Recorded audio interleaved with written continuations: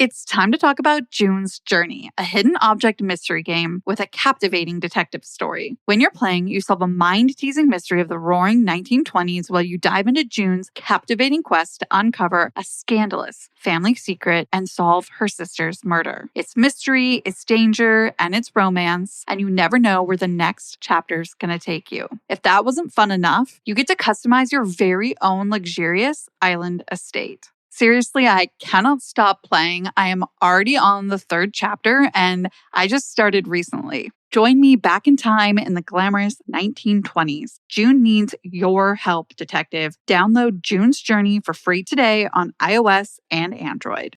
Allergy season is just around the corner, and Brio, the innovative air purifier, can help. Brio quickly removes common allergens, including pollen and pet dander, and deep cleans without filter clogging, so it's more effective than HEPA. Brio's long-life filters save you money, too. Breathe easy this spring with Brio, the advanced air purifier that's ideal for every room in your home. And get 15% off Brio using code IHEART at BrioAirPurifier.com. That's code IHEART at BRIOAirPurifier.com. This podcast may discuss topics graphic in nature and possibly triggering to survivors. We value the safety and well-being of all of our listeners, so please practice personal discretion. Now, enjoy the show. Hey, I'm Paige. And I'm Natalie. We're the hosts of the Murder Diaries podcast. We bonded over tacos and true crime after we matched on Bumble BFF. You know, like any normal millennial using an app to meet new friends. Every Thursday, we upload a new episode. In each episode of the Murder Diaries, we tell true crime one story at a time. One week it's my turn. And the next week it's mine. You still think it's in my head, but I'm walking with the dead. We have an announcement to start this episode off with this week. Natalie and I are really excited to announce that we are now part of a network. We are part of the Audio Boom family. This is super huge for the Murder Diaries because it's just going to be an opportunity that allows us to keep the good content coming for you guys and to continue to keep the victims' stories alive every single week. So bear with us as you will be hearing some ads. We're thinking about ways that we can get opportunities for ad-free listening to you with like Patreon or something like that. So stick around and look out for future announcements. Speaking of announcements, I wanted to give a quick shout out to all of the listeners who bought us coffee. So thank you, Kathy, Inez, Mandy, Jen, Dana, Kate, Daphne, Maggie, and Yank in the South. Interestingly enough, the majority of our coffees were bought from Ireland or people that reside there. So a huge thank you to our Irish listeners. We so appreciate it. If you're interested in buying us a coffee and helping support the podcast, go to buymeacoffee.com/mdiariespod. There you can pick however many coffees you want to buy us and help us out. That's about all we needed to cover before we get started on the case this week. And this case is a listener request. So thank you to Kara for the case suggestion. This case is out of Canada from 2017, and it is the case of Rori Hache. Duke's mail. Do you get it? Because only the ones that get it really get it.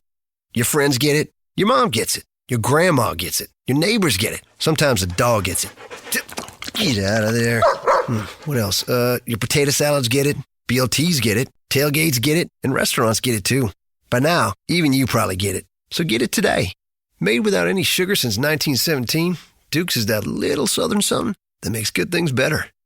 Get Duke's. It's got twang.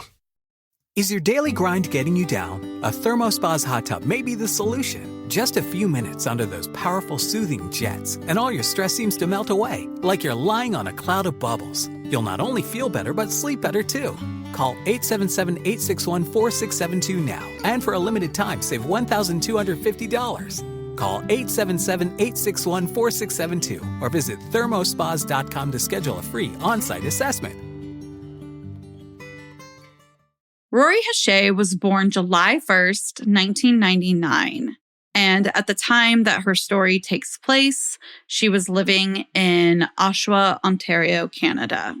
Oshawa is a town of about 150,000, so it's a pretty decent-sized suburb, if you will, of Toronto, Ontario, Canada. It's nestled along the west side of Lake Ontario, and it's known for its harbor, which is a popular fishing spot in the area. Rori was known to be smart and spunky. Her mom even mentions in an interview that Rori basically outpaced her in a conversation, if you will, long before this case even took place, that she was just off the wall smart, and her mom really admired her intelligence.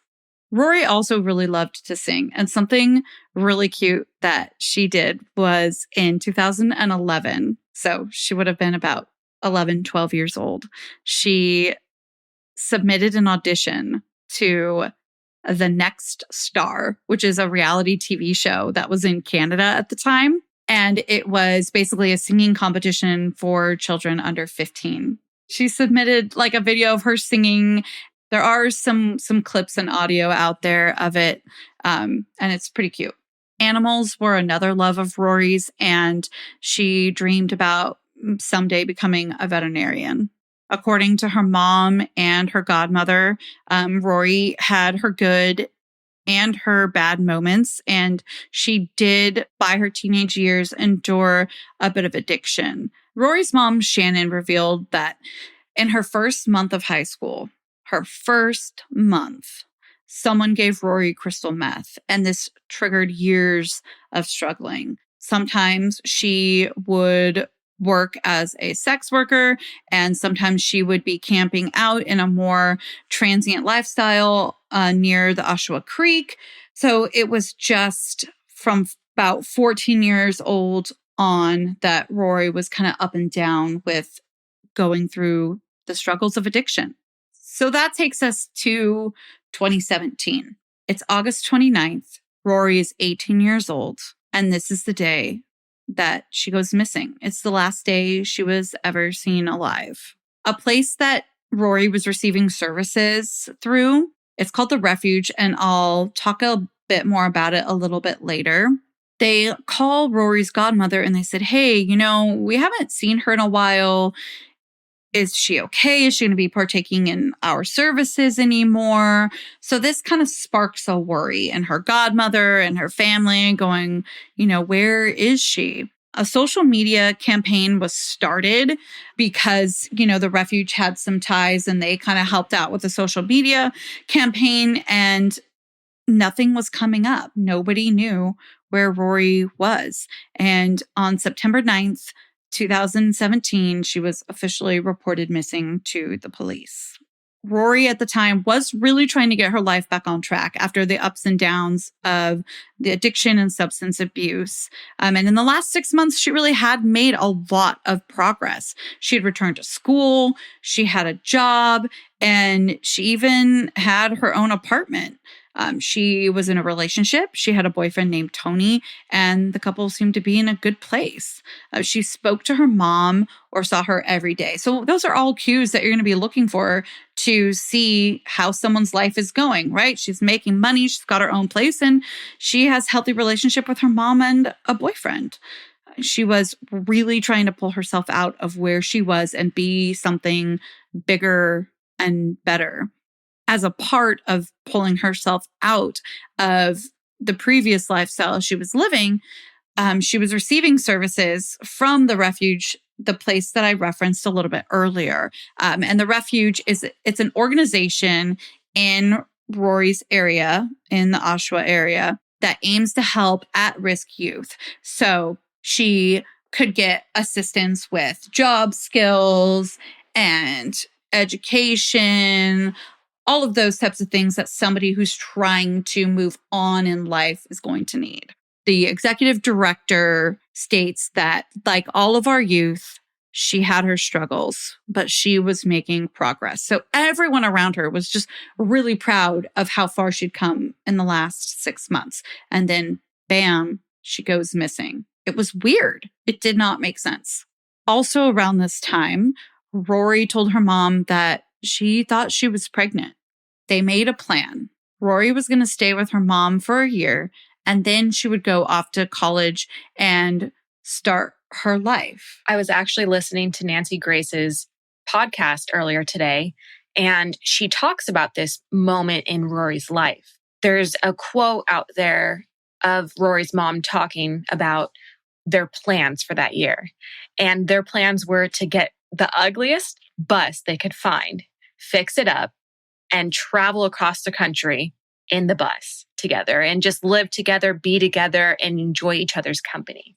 And I think that says a lot too for Rori at this place in her life. She had these positive future plans. There's no reason for her to go missing on her own accord. So I think that also shows that these are red flags popping up when she can't be found. Absolutely. And another one of those red flags in a way is that she wanted to keep this baby that she felt that she was pregnant with and wanted to keep doing better. Notice that at this point, there wasn't full confirmation of whether she was pregnant or not. This was just something she was feeling and was going to try and be figuring out soon. To reiterate, September 9th, 2017 is when Rori was officially reported missing after having been missing for about a week and a half or so. 2 days after that, on September 11th, 2017, around 8:30 p.m., a man and his 11-year-old grandson were fishing at the Oshawa Harbor Pier. They see something floating in the water that was definitely odd. Come to find out, it was a female torso. Oshawa's Harbor's Pier is a pier into Lake Ontario. That's a big lake, so this torso could have been anything. But again, it was identified as a female torso. It had, and this is a little gruesome, so listener discretion, it had no head, no arms, no legs, and no pelvic area. It had been split open down through the rib cage, and there were no organs left inside. This torso had obvious signs of trauma, and it pointed to homicide pretty much right away once law enforcement got involved. The torso was sent to a forensic pathology unit, and of course, samples of the torso were sent out for DNA collection. Investigators started looking into missing people's cases in the area right away. They wanted to see if they could link the body. One by one, they were able to, weed out cases of missing persons that didn't quite fit, and it left them with really just a few possibilities of who it could be. Rori was one of those on the list of possibilities. Her family was contacted so that they could submit DNA samples for comparison data. They obliged, submitted DNA, and waited for their results to come back. Well, those results did not come back until November 9th, 2017. That's when it was finally reported that the torso that had been found belonged to Rori. But what happened to her? How did she meet such a morbid and horrific death? Well, to answer that, we have to move forward almost 2 months to December 29th, 2017. Rori's family had just celebrated their first holiday season without her, and having to do so knowing that her body had been so violated and that she had met such a horrific death. Meanwhile, tenants on a street-level walk-up apartment on Oshawa's McMillan Drive called a plumber. And they called because they noticed that their pipes were a little bit backed up and they weren't performing correctly. They were having some plumbing issues. Well, the plumbers get to work and they decide that the best course of action is going to be that they head down to the basement apartment that was below the apartment of the tenants who had called the plumber so that they could work up from there. To explain a little further, this apartment setup was really just basically 2 units stacked on top of each other. You had one that you can walk up to from the street, and then the other one would have stairs going down to it that is technically a basement level. Some cities call these garden apartments. This was referred to as a basement apartment, meaning it's below, and it's just below one other unit. With that, their pipes did connect somehow. We are not plumbing experts, but because it's such a small unit, these plumbers needed to get to that basement unit to get to work.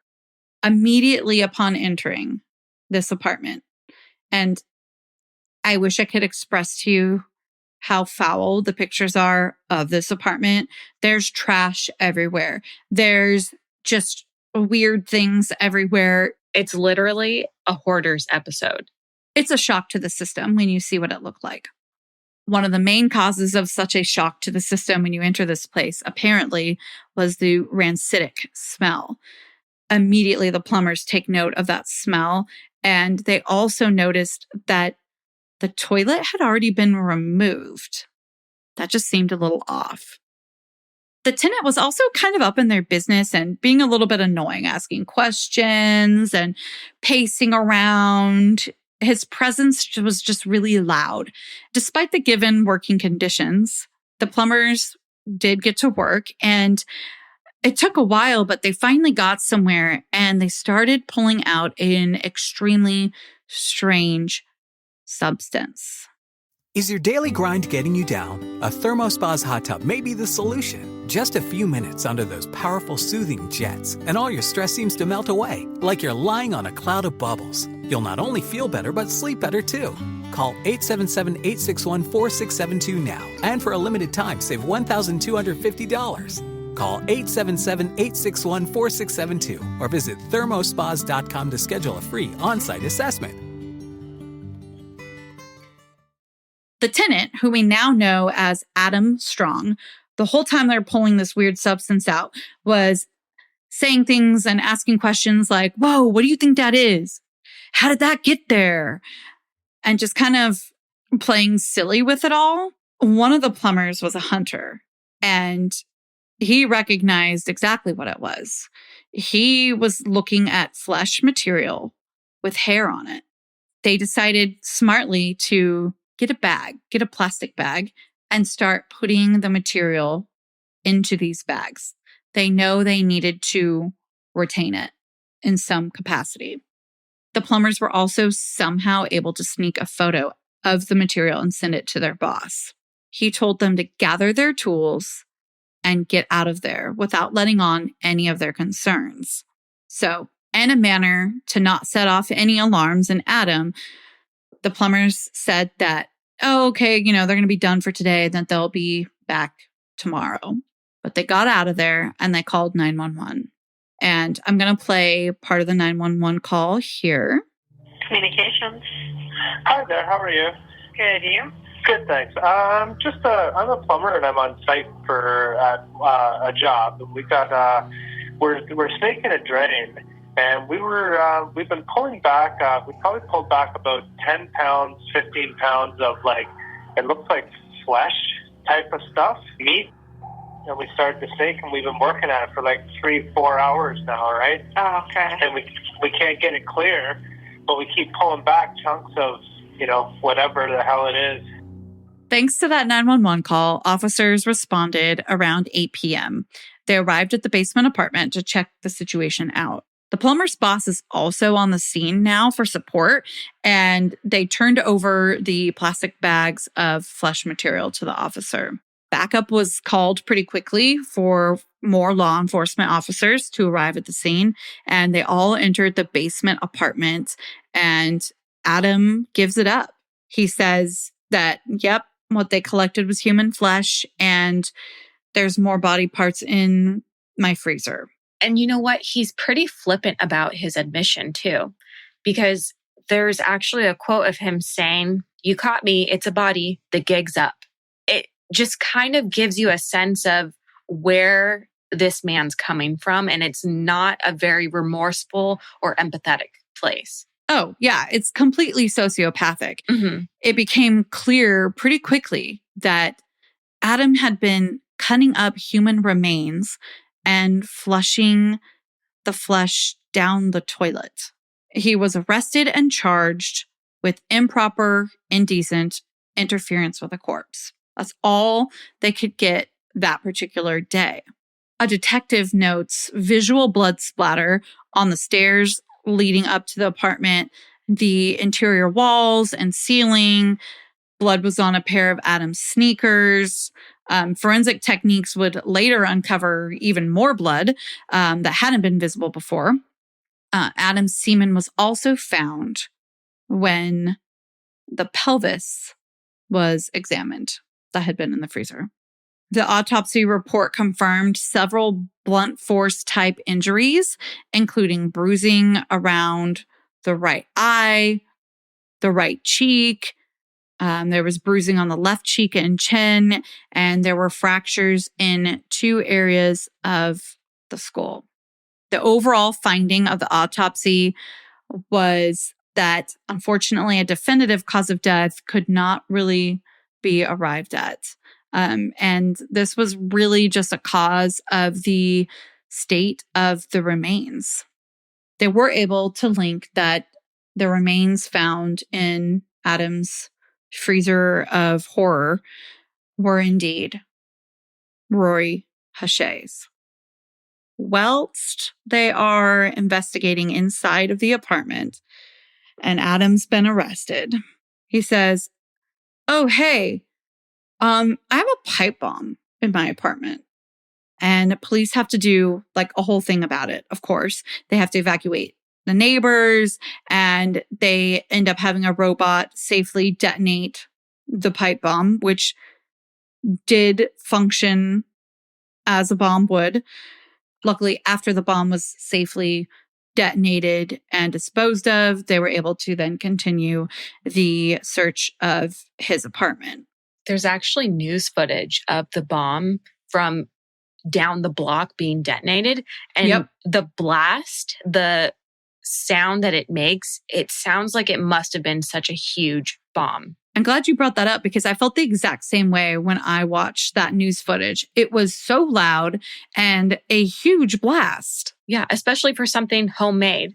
Adam continues with his confessions while he's in custody, and he just basically says, quote, "There's no way of getting around it. I chopped her up." If that wasn't crass enough, he goes on to say that his plan to dispose of her was, quote, "unfortunately foiled by inadequate plumbing," and that's a freaking shame. And the detective kind of looks at him like, and he goes, no, for me. It's just so blunt. It's so morbid. It's disgusting.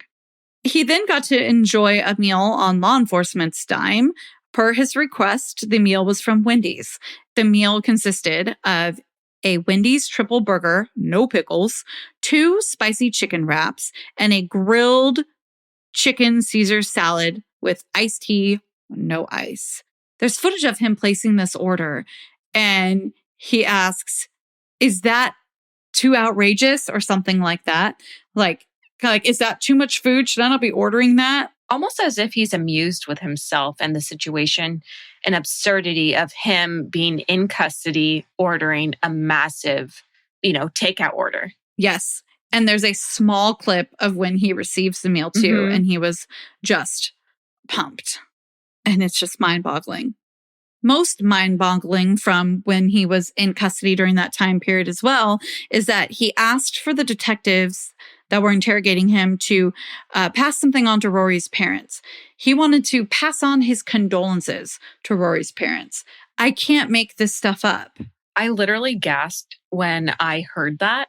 I was actually watching the interview, and he doesn't say it with any sense of remorse either. He says it almost as it's like a mirror to society. He's only doing it because he's a sociopath and he has to mirror what society would expect of him. Totally. Absolutely. We can relish a little bit, though, in Rori's mom's response to his said condolences. And she says that if he wants to show her he's sorry, that he can stick his head in the toilet and flush. Props. That's freaking chef's kiss. Yeah, I love it. her mom Shannon's a badass. Every interview that I saw of her, she tells it like it is, and you know that there was no messing with her. Totally. She doesn't take shit even from herself. When she was really having hard times with Rori, she didn't have any problems saying, look, I'm gone too much. I can't support my daughter the way I need to during these struggles for her, and we need help. Now, I'm not going to go like too much further into that because that's the family's kind of more private business that has come out because of this case a little bit. But she's just takes no shit, including from herself, and calls it how it is, even on herself when she needed support. In terms of our timeline here, cell phone data shows that on September 4th, Adam Strong was near the harbor where Rori's body had been found. So within about a week, he had been at the harbor, and it would have allowed him time to put the torso into the lake. Let's fast forward to July 2018. It's been about 7 months since Adam was arrested, and another set of DNA was found in Adam's apartment. This time, the DNA came from a fleshy material that was on a knife. Investigators discovered that DNA belonged to Candace Fitzpatrick. Candace had been missing since 2008 when she was 18 years old. So this is about 10 years before her DNA was finally found in Adam's apartment. She was last seen in her home. She had been leaving to maybe go out to a mall or shopping, something of that nature, and had never returned. For reasons unknown, it wasn't until 2 years later, in 2010, that Candace had been reported missing. Both Candace and Rori were from the Oshawa area. Both struggled with substance use, and both also used sex work as a means of income from time to time. Neither had an obvious connection to Adam, though. But incidentally, Rori's friend has a picture with Rori. And this picture's from when they visited the It movie set. Love both of those movies. It was filmed in Port Hope and Toronto, both in Ontario, Canada. So they're visiting the movie set. They take a picture, and lo and behold, guess who's photobombing in the background? Adam Strong. So that has led some involved in the case to believe and wonder if Rori was being a bit hunted by Adam. It could have been a coincidence, of course, since he's into horror movies and that type of stuff. But wow, what a crazy coincidence that is. I want to take a beat to clarify as well that Candace's body has yet to be found.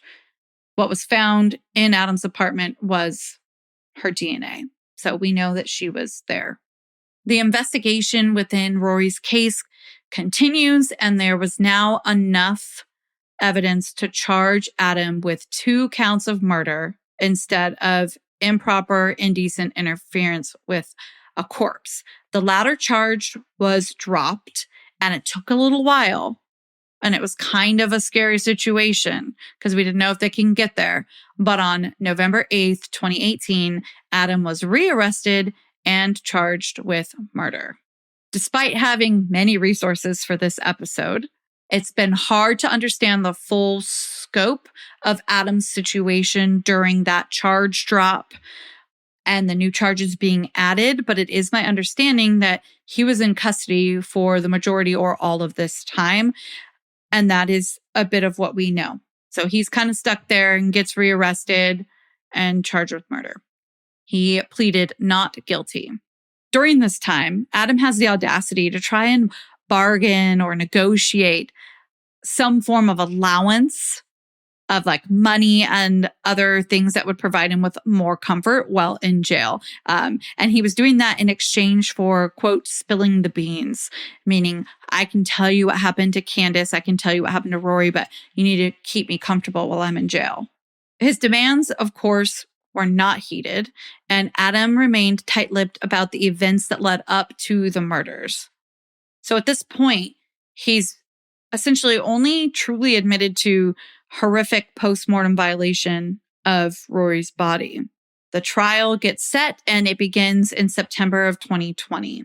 The defense tries to hold that Adam's prior blatant confession of murder, when we're talking about him saying, yes, you caught me, I have more body parts in the freezers, they're basically saying that confession is inadmissible. They also argue that Rori died of an overdose and that Adam panicked and tried to dispose of her body. As for Candace, remember, Adam has 2 charges of murder, one for Rori and one for Candace. The defense argues that, well, no one knows what happened to Candace. She's still missing. There's no body. How do we know that he killed Candace? The prosecution presents at the trial that both Candace and Rori had been murdered by Adam during a sexual assault and or after being held in his apartment for some time. They believe that he most likely buried Candace somewhere. And with Rori, they believe that he went on to dismember her body and then dispose of the torso in Lake Ontario, and then was attempting to flush the rest of it down the toilet. 5 women testified against Adam at the trial with allegations of sexual abuse, and they describe how Adam used to do horrific things to them under the guise of sexual kink and BDSM. And just, I have in my notes here, God, this is so terrible. Breathe. Okay. I don't know if you or listeners were experiencing that, but I just needed space for like a beat. Just after hearing of all these terrible things that Adam had done to Candace, to Rori, to these girls who were testifying against them. It's an absolute never-ending haunted house, but it is real. The trial concluded December 23rd, 2020, and the verdict was read March 16th, 2021. Superior Court Justice Joseph DeLuca said that he was satisfied beyond a reasonable doubt that Adam had sexually assaulted and murdered Rori. Adam was subsequently found guilty of first-degree murder in Rori's death. Unfortunately, the justice went on to say that there was insufficient evidence to prove that Strong intended to murder Candace. He clarified, though, that it was clear that Adam unlawfully caused her death. And he says, quote, he probably did it, talking about killing Candace, but probably is not the test. Adam was found guilty of manslaughter in Candace's case instead of murder. On May 28th, 2021, Adam was sentenced, and his sentence was life in prison without the chance of parole for 25 years. He would be about 73 or so, and that's just for the murder of Rori. Strong was also handed a concurrent 18-year sentence for manslaughter in the death of Candace. Rori came from a family that has like a history with motorcycle clubs. Her grandpa, according to that chapter on YouTube, was a founder of Satan's Choice Motorcycle Club, and her uncle is or was a Hell's Angel. So I would not want to be Adam in prison with the uncle of the girl I murdered being a Hell's Angel. And that's just where I'm going to leave that. I also want to mention that it wasn't confirmed nor denied if Rori was pregnant. Adam, who, as we know, dismembered her body, did take out her reproductive system, and he grossly commented that she wasn't pregnant according to him. But he's not a doctor, so what the F does he even know? Rori's mom carries in her heart that Rori is in heaven with a baby girl that she calls Kimberly. Shannon is also quoted as saying, Rori was the only thing I've done right in my life that was really worth talking about. My daughter didn't deserve the death she got. Rori had a tattoo behind her right ear that read, I live. And I hope that with this episode, we can help her spirit do just that. That's where we'll leave it for this week. Until our next episode, you know where to find us at the Murder Diaries Pod on Instagram, at the Murder Diaries Pod at gmail.com, and the Murder Diaries Podcast.com. And if you haven't already, please rate, review, and subscribe to us on Apple Podcasts, or wherever you listen. It helps us keep the good content flowing. Your 5 stars mean everything. And until then, Stay safe. bye. Seeking the truth never gets old. Introducing June's Journey, the free-to-play mobile game that will immerse you in a thrilling murder mystery. Join June Parker as she uncovers hidden objects and clues to solve her sister's death in a beautifully illustrated world set in the Roaring 20s. With new chapters added every week, the excitement never ends. Download June's Journey now on your Android or iOS device, or play on PC through Facebook Games.